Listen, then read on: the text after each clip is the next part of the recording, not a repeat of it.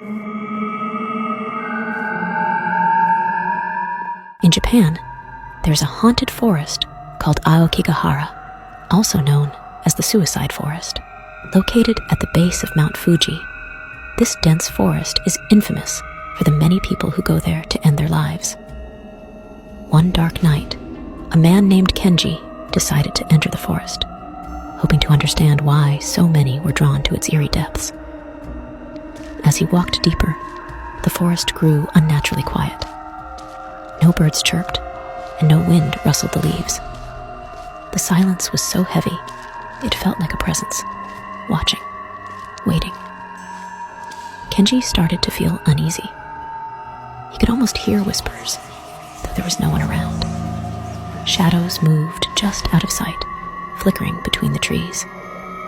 The deeper he went, the stronger the feeling of being watched became. His flashlight began to flicker, and soon it went out completely. In the pitch black, Kenji heard soft footsteps behind him. When he turned around, he saw nothing but darkness. Panic gripped him as he quickened his pace, trying to find his way back. The footsteps grew louder, and he could feel a cold breath on the back of his neck. Suddenly, a pale figure emerged from the shadows. A ghostly woman with long, tangled hair and empty, hollow eyes. She reached out for Kenji, her fingers like ice. Terrified, he ran, not looking back, until he finally stumbled out of the forest, gasping for breath.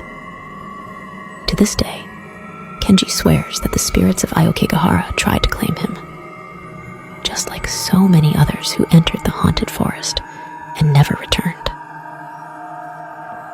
This is the story of a little boy named Eli, who was never supposed to exist.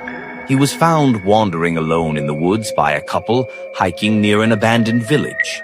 Dirty, silent, and no older than 6, Eli had no ID, no history, nothing.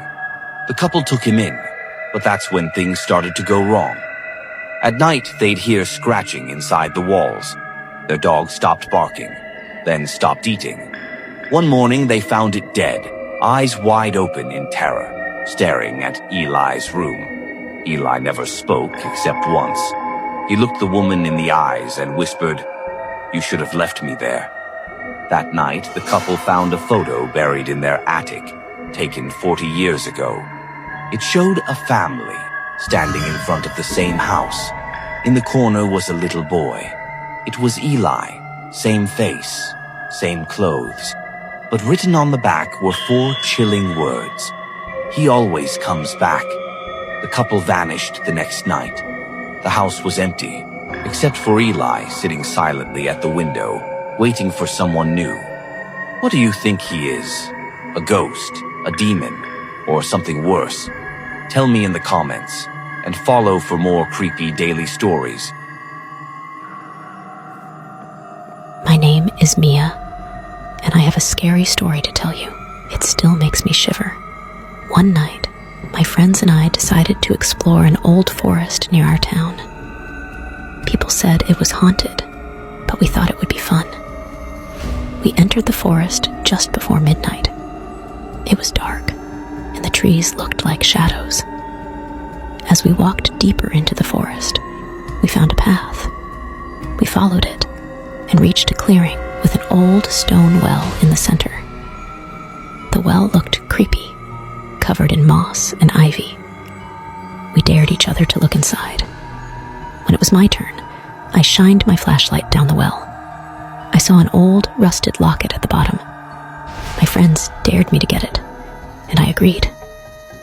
As I leaned over, I felt a cold hand grab my ankle. I screamed and pulled back.